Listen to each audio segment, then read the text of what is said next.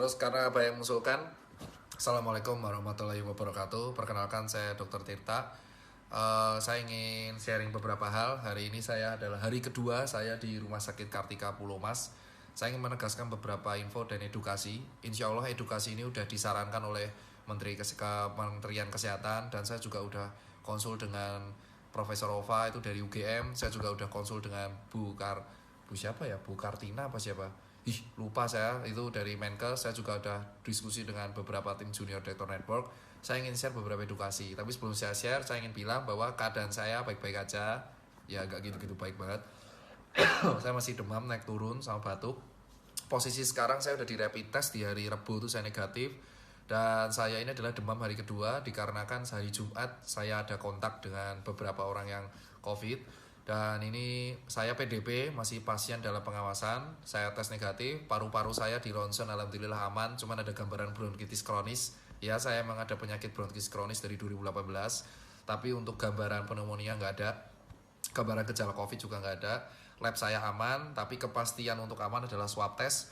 Swab testnya nanti ada di hari Senin atau Selasa. Insya Allah tolong saya mohon doanya semoga aja swab test negatif, sehingga saya nanti bisa keluar bersama kalian lagi untuk berjuang. Tapi tetap dalam rumah sakit saya masih melakukan berbagai kegiatan. Saya masih mengkoordinasi untuk pengiriman APD, lalu saya masih mengkoordinasi dan bersama teman-teman pengiriman nutrisi, dan saya tetap rutin membuat edukasi ke masyarakat. Nah, ini umpung saya ingin buat ini di Instagram TV. Edukasi yang saya ingin sampaikan adalah pertama, tolong buat teman-teman, dan ini udah saya konsul dengan kementerian dan kawan-kawan ya, bahwa yang pertama, tolong buat yang di Jakarta jangan mudik terlebih dahulu. Kenapa? Karena dengan kalian mudik, bukan saya itu melarang kalian untuk bertemu dengan keluarga, itu bukan. Tapi apa? Posisi Jakarta itu adalah epicentrum corona. Semua itu bisa saja kena, tapi tidak menunjukkan gejala. Seperti yang dikatakan oleh Belva, staf sus presiden yang juga CEO Ruang Guru dan founder Ruang Guru, mengatakan bahwa dan sesuai jurnal bahwa sebenarnya separuh dari corona itu tidak bergejala atau asimptomatik. So, kalau kalian pulang ke kampung, mungkin imun kalian kuat, tapi yang kampung itu bisa jadi ketularan. So, lebih baik kalian di Jakarta. Jadi kalian di rumah aja gitu. Terus kedua, dok kalau saya kerja gimana? Nah, sesuai saran dari Belva, bahwa ternyata penggunaan masker kain itu dari jurnal-jurnal paper terbaru ternyata efektif untuk mengurangi penularan sampai 70%. So, buat teman-teman semua, orang awam yang masih kerja bisa memakai masker kain untuk aktivitas sehari-harinya, sehingga tidak perlu repot-repot membeli masker medis yang dipakai sekali. Maafkan, batuk saya masih ada. Rumah sakit saya tuh infus. Jadi sehingga masker medis bisa digunakan untuk orang-orang medis, dan kalian yang masih kerja di luar bisa menggunakan masker kain. Gerakan masker kain ini menurut Belva yang tadi udah di live, bisa dilihat di Insta live saya, sudah juga di share dari paper-paper. Itu ternyata beberapa bahan bisa mengurangi potensi menularkan infeksi COVID-19. So, buat teman-teman awam bisa beli masker kain, karena penggunaan masker kain ini juga bisa untuk meningkatkan daya beli masyarakat ke brand lokal dan meningkatkan vendor-vendor brand lokal. Terus yang ketiga adalah tolong buat para influencer, saya mengucapkan terima kasih banyak banget buat influencer ada Halilintar, Ria Ricis, Reza Arab, Raquel Venya, Sarah Gibson, terus habis itu ada Indra Bekti, lalu ada Amazing, terus ada Ridwan Hanif, banyak banget yang telah membantu donasi. Nah, bahkan Ridwan Hanif mau jual mobilnya. Oh my god, Ridwan Hanif, lu terbaik banget. Aku terima kasih banyak banget influencer supaya donasi ini terarah. Jadi gini, saya ingin menerangkan kepada influencer bahwa kita itu ada 5 hal yang dibutuhkan. Yang pertama adalah APD. APD yang dibutuhkan bukan sekedar surgical mask, tapi juga helm yang ada kacanya, goggle, dan hazmat. Nah, hazmat ini jujur sangat berguna buat kita semua.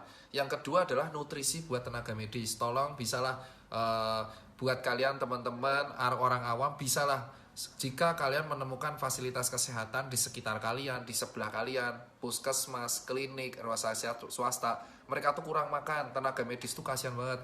Kasihlah mereka madu, kasihlah mereka vitamin. Terus yang ketiga adalah buat teman-teman yang sudah dikasih libur, tolong di rumah aja. Kalau kalian keluar itu mending jam 10 ke atas untuk kena sinar matahari. Tapi nggak usah lama-lama, 15 menit itu udah cukup. Dan kalian jangan untuk nongkrong-nongkrong, jangan kalian main-main dan malah liburan. Dan keempat, tolong cuci tangan yang rajin. Cuci tangan dalam waktu 6 langkah seperti tutorial udah di-share di YouTube dalam beberapa hal. Sebelum masuk ke rumah cuci tangan, sebelum megang anak cuci tangan. Dan berikutnya adalah untuk cairan disinfektan. Cairan disinfektan itu sesuai dari arahan dokter-dokter adalah yang digunakan untuk menyemprot alat-alat. Jadi kayak yang di jalanan itu harus pakai APD lengkap karena dia mengandung cairan klorin atau H2O2 dan cairan-cairan seperti mirip pemutih dan alkohol. Itu kalau kena tubuh bisa berbahaya. So buat teman-teman yang mau nyemprot masjid, mau nyemprot bis, mau nyemprot kereta dan teman-temannya itu tolong banget tolong memakai APD yang lengkap. Dan buat yang pakai chamber, disinfection chamber, saya sarankan jangan memakai pemutih, jangan memakai H2O2. Kenapa saya bilang? Jadi cairan yang ada di buat alat disinfektan nyemprot ruangan sama yang disinfection chamber itu berbeda. Nah, salah satu langkah yang bisa dilakukan seperti chamber yang dibuat dompet duafa. Ini efektivitasnya emang masih dikit, tetapi chamber ini bisa berguna untuk mengurangi jumlah virus di pakaian. Bisa memakai Aquades dan Dettol. Untuk takarannya bisa ditanyakan kepada dompet duafa dan Fatur dari UGM. Yang kelima adalah buat teman-teman semua sekalian, ini saatnya kita untuk tidak saling menghujat satu sama lain. Kritik boleh tetapi diucapkan dalam bahasa yang sopan. Dan buat teman-teman tolong jaga diri di rumah, jaga kesehatan. Kalau kalian ada gejala kayak saya, kayak seperti demam batuk, entah itu corona atau enggak, beware, langsung jaga diri, bed rest, dan minum vitamin, minum suplemen, dan karantina di rumah. Jika selama 3 hari demam Anda nggak turun, langsung ke rumah sakit dari puskesmas terlebih dahulu. Jangan langsung tiba-tiba ke rujukan. Jadi standarnya seperti ini, Pak. Di Indonesia